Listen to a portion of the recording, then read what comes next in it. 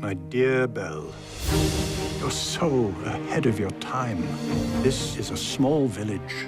You are the most gorgeous thing I've ever seen. Nobody deserves you. And it's small-minded as well. But small also means safe.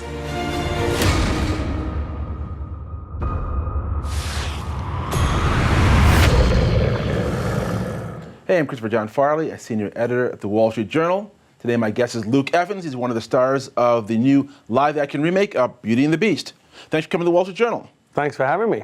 Okay, so why did they decide to remake Beauty and the Beast? Of course, it's an animated classic. Why make it into a live-action film? Oh, I don't know. You're asking the wrong person. I just... Well, you're in it, so I They figured you'd made the decision way before I joined the gang. I don't know. It's a brilliant story. It's one of the... actually one of the oldest stories in history. It dates back thousands of years. Through folklore and time and age. It's a story that has been around a long, long time. And in 1991, Disney created an animation that captured the hearts and minds of the world. And not just through the story and the visual animation, but the music. The music is something that now is so identifiable that it creates an image in your head. You know, you think of a candelabra, you think of a hairy creature lives in an enchanted castle, or this young girl who wants to see more of the world. It's a very atmospheric piece, and so why the hell not? And when you saw the original animated version, did you think to yourself, someday I'll play Gaston? Did you see yourself in that part? No, absolutely not. No, I didn't think. No, it's funny. No, I really didn't. I mean, it was quite a surprise to even be considered for it, to be honest, in the first place. I was very excited, and, you know, singing those songs, they sit very nicely in my voice. I come from a musical background, so it was just a delight to get to work every day and sing my way through a day at work on a film set. Yeah, now the songs in the new movie version are a little bit different than the songs people might remember from the actual animated version. They've added some new songs, they've changed some lyrics to the songs that you sing. Tell me a bit about that. Yeah, I mean, all the songs you know from the film, the melodies are all the same. They're all going to be there. All there, fully fleshed out with incredible orchestral arrangements, which I was there to hear, recorded in Abbey Road Studios in London. Two beautiful new songs written by Alan Menken and Sir Tim Rice that have now been covered by Celine Dion and Ariana Grande and John Legend. So we've, you know, they must be good. Then there are new lyrics that they've taken from original transcripts of Howard and Alan's writing, right? All back then, you know, in the 90s, the early 90s, which is a little gift to the fans, really, and to people who know the songs and love the original so much. If they listen very carefully, they'll hear the odd lyric that they might not have heard before, which is quite exciting. Of course, your character is a villain. He's kind of a man-pig, but you've changed some of the background. That's a new one. The man-pig, yeah. So you've changed some of the background of this character for the film. Tell me what's new. I don't think we changed anything. We just added more backstory. And really, you don't really hear a lot about his backstory. It's mainly for us, really. It's mainly for the actor and the director and for me to, you know, have a history to think about when I'm playing the role. Although most of what he plays, he lives in the present, Gaston. He's a very sort of in the now kind of guy. Relies very heavily on being a big fish in a little pond, and survived quite well, quite happily in this place. Although there's one thing that he doesn't have. And so it was just, I mean, it was a joy to play. I mean, he really is incredibly entertaining to watch, very fun to play because he's funny when he's not supposed to be funny. You laugh at him and he doesn't realize, he doesn't know that he's, you know, so self-absorbed that he's, you know, he's a bit of a fool. And that's quite fun, playing a fool. I haven't played a fool before, and it was quite enjoyable. Now, of course, Disney is making a number of these remakes of the animated classics it's had in the past. It had a big hit with Cinderella. You've got other ones coming up. is there any pressure on the actors to live up to classics? Because these are films that not only were well reviewed in their original animated forms, but there were huge blockbusters at the box office as well. So do you feel any pressure as an actor to live up to the animation?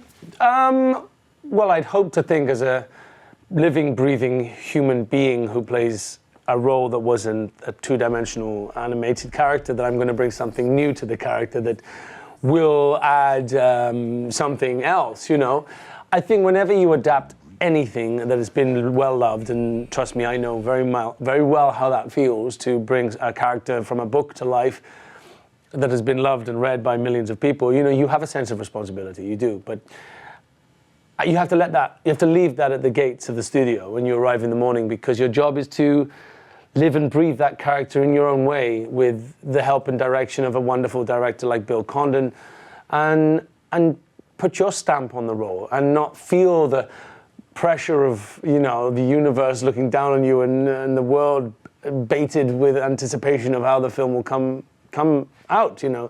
You just have to be fully in it and enjoy it, because I think enjoyment, and if you relish a role and you enjoy playing it, it'll come over on the screen. And I think you ask anybody that was on this film, from an ensemble member to a runner to grip to the guy who made a cup of coffee for Bill Condon, you know, we all had the best time. It was just like a happy place, you know. None of us really wanted it to finish, I have to say. Yeah, what was it like working with some of the other actors on this film, including Emma Watson, who of course plays Beauty in this film? Yeah. What was it like working with her? Wonderful. I mean, I'd never met Emma before we started rehearsing, and she's a delight. She brings a sense of strength, and she's a strong female role on and off the screen, and she's brought that to this character. I mean, we have to remember that Beauty and the Beast is one of the first Disney films where the woman saves the man. You know, the princess saves the prince. The prince is the one who needs helping, you know.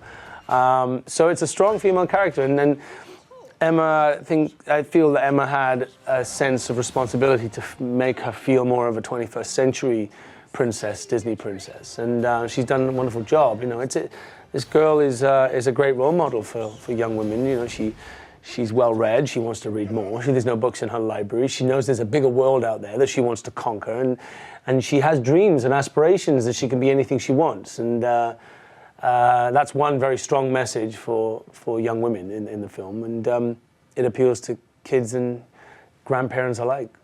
Now, one thing I find interesting when people do films that are sort of primarily aimed at younger audiences, does your acting change at all? I mean, of course, people know you from The Hobbit, starring in that, a huge film that a lot of kids want to see. Of course, older people want to see it too, but, you know, kids are the primary audience of The Hobbit. And now you're in Beauty and the Beast, which I'm sure a lot of adults will see too, but the primary core audience is probably younger.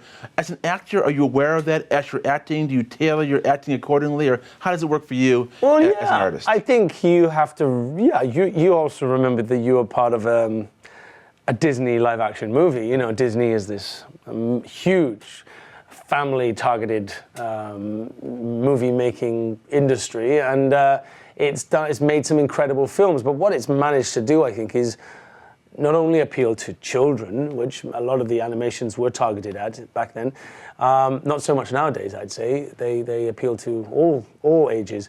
But there's a big kid in all of us, I think, you know, and I remember being 12 years old and watching this film for the first time and listening to that music. And I guess playing a Disney villain also, you know, you feel like you have a sense of responsibility to play it with a slight theatricality about him. And you only have to watch the animation to see how big and over the top his character is, and how, you know, I mean, if he existed now, you know, I don't think everybody would be laughing at him, you know. It's he's a bit of an idiot and self-absorbed and thinks the world revolves around him.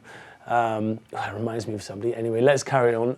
So, you know, it's an interesting thing, and I've really enjoyed playing him. And I think, I probably did adapt my acting just slightly, and there's certain moments, but I've seen kids giggle at those moments, and I've seen adults giggle at them. So we're all kids, I think, deep down. We can all have a giggle. What was the most difficult or challenging moment in this film for you to pull off? Not to be disliked from the second yeah, not to. I don't want people to dislike him the second you meet him. I think what's wonderful about the film, the animation, when I watched it with my godchildren way before we started shooting, before I got the role, just to remind myself of the story, is how ridiculous he is. You know, he's just like lives in this other world. He hears what he wants to hear. He can filter any. Everything's a compliment, even if it isn't. He's able to just take what he needs that makes him feel better and not listen to anything else. And I just thought, well, this is a very interesting character to play, but to make sure that the audience doesn't hate him from the second you meet him, you've got to sort of like him. Yeah. You've got to see that there's a charm factor going on there, that he's somehow, you know, everybody else loves him in the village, but the one person he doesn't love is Belle. And first of all, you think this guy is just like, he's not going to stop. He doesn't seem to take no for an answer. And I wanted that. That was my challenge, to make sure that he wasn't disliked from the beginning. But what I did want was for everybody to absolutely be terrified of him by the end. And you'll just have to wait and see to see if I've accomplished that or not. Beauty and the Beast will be in theaters soon. Luke Evans, thanks a lot for coming to the Wall Street Journal. I appreciate it. Nice to be here. See you again.